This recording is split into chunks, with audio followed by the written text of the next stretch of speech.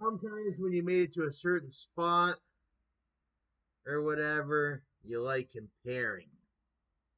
It makes you feel better about the deal that you've got. It's like you do it for a lot of different things. You do it for items that you bought.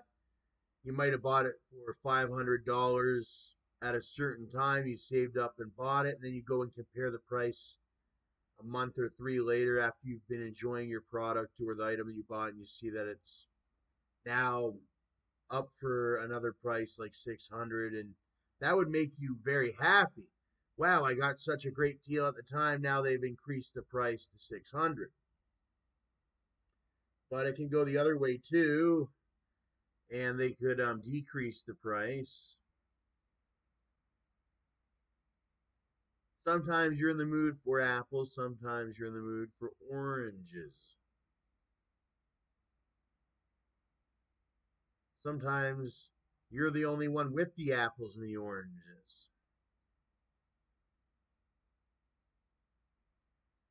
But it's, I don't know, something you enjoy doing every once in a while.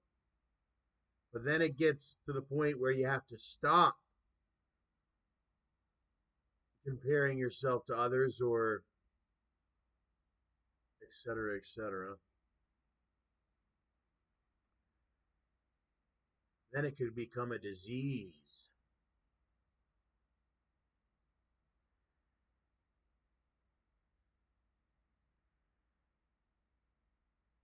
You don't want to get caught in that. But there's healthy comparisons. Let's see.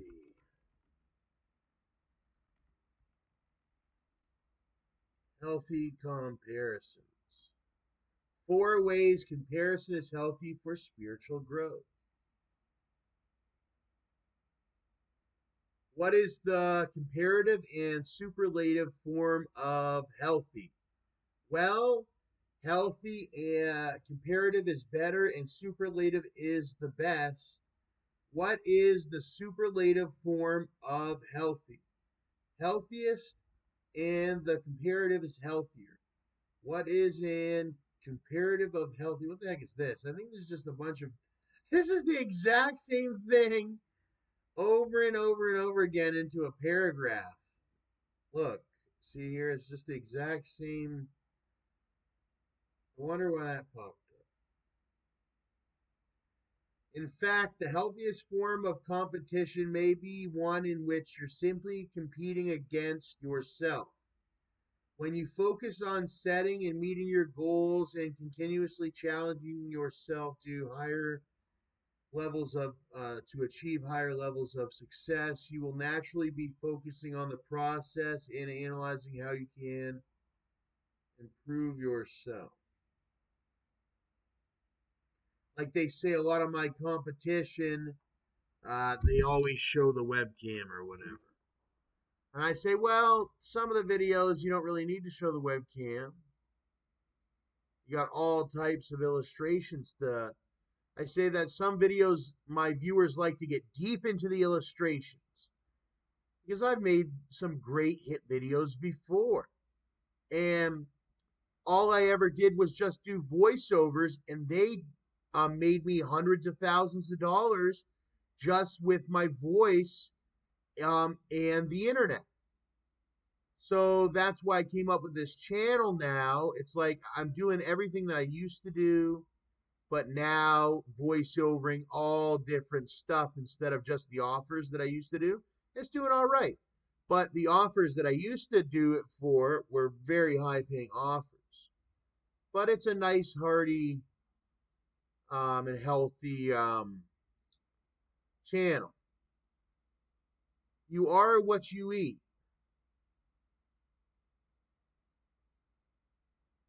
I've been enjoying more proteins, trying to, that's actually my goal is to spend my cash on protein because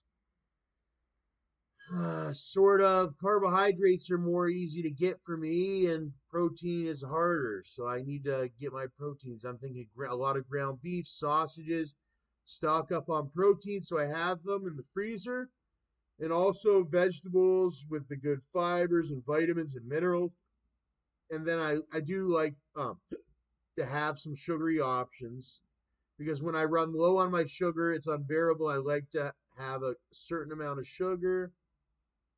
And I like a little bit of fat too, like some butter or some oil, especially if I'm not having much stuff with oil and stuff in it. Then I'll have to like. Well, then it gets to a point.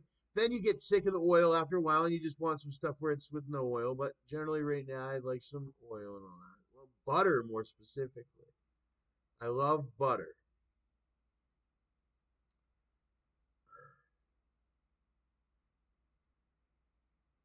I feel like some of these ones that are on this side are good options if they're mixed with a lot of these other ones. It has to be a healthy mix between these two, I feel it. I feel like if you went too much this way, you wouldn't be that healthy either. But if you mix like, see, he's got mushrooms here, tomato, peppers, eggplant, corn, pineapple, there's artichoke. You got a burger, chicken, pork chop. There's a little cheese if you have a small amount of cheese. It's all about moderation and whatnot. Because you don't want to only have all this stuff, or else you're going to be a fat pig, worse than me. Well, actually, I'm a lot like this, but I'm trying to really do it, and the ODSP is really helping me do that. Be like a healthy human being that's able to have like a pork chop and like some vegetables and all that for dinner instead of just like garbage, literal garbage. So yeah, that's my disability, whatever. But that's irrelevant. Not really a advertisement campaign. It's something that's needed. It's not something that's advertised. I feel like whatever. I'm not in a wheelchair, and you don't have to be in a wheelchair to be disabled or have qualifying disabilities. Some people have visible disabilities. Some people have to lift their shirt up for you to see stuff, or there's all different ones. There's all different sort of disabilities. Disability awareness is a lot of different things. You should be aware that there's many different disabilities, many different people that are having challenges in life due to different um, medical conditions or whatever it may be. There's all different reasons why somebody may be disabled. Uh, to the point where they're not succeeding in life, to the point where they can't survive, or they are not even surviving in life, where you're not even surviving in life. And everybody has different needs. Okay, you got special needs, right? Some people like me, I would not be able to live without a laptop computer. Like, I wouldn't be able to live without one. I mean, I guess I could live without an e bike, but I would be extremely depressed, extremely heartbroken. I'd basically probably die of extreme stress of my heart. And it helps me get to the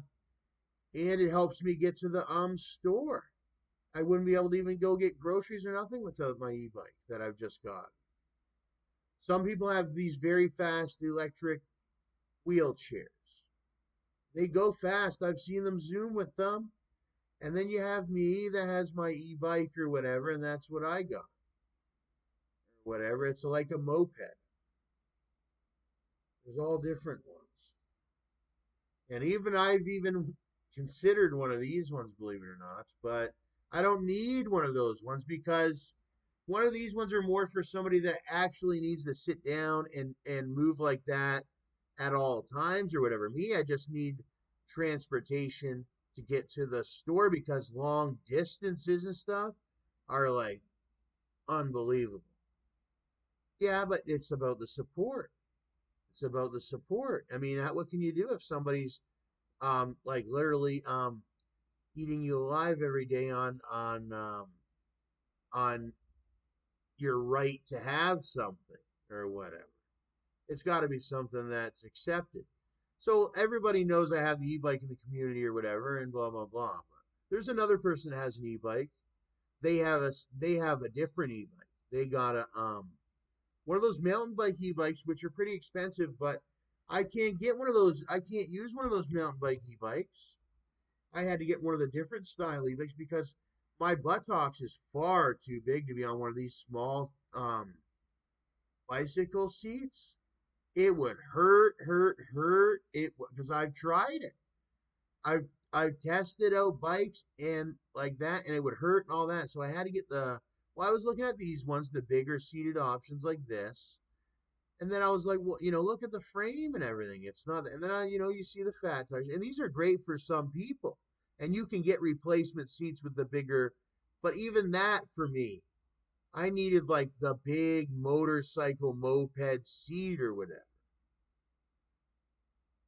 Right? It's got the big butt seat, big comfortable, um, the big comfortable seat. That's what the main thing is with that. It's not any of these. I don't know. You can't. Let me see. I guess you get to search up my exact one. Yeah, it's got the comfortable seat, right, to sit down on. It's got the comfortable seat, sort of a sleeker design. Sort of a sleeker design. I am a little bit younger or whatever. Sort of a sleeker design, but I hate the pictures that they got. But yeah, that's it. So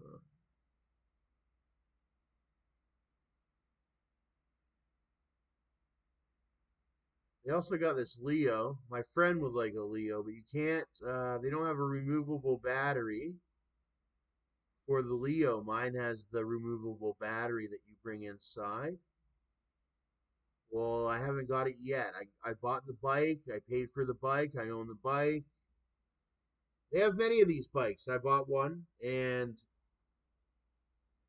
I just have to buy the battery. So my whole story is I still have to buy this separate battery. But generally, when you buy it, the battery comes included with it. There's all different battery options. There's all different battery options. You got, and can't wait to use it. I just took a look at it. Just warmed up outside. It was freezing where there was tons of ice, tons of ice. All right.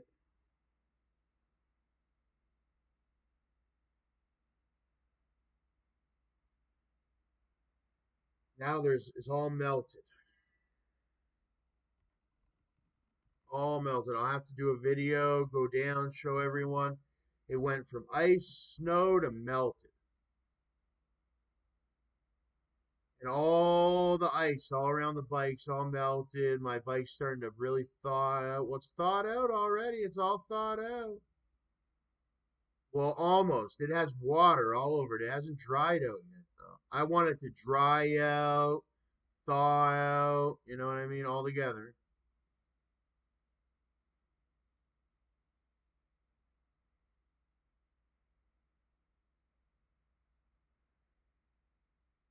It's got to dry out and thaw out all the way.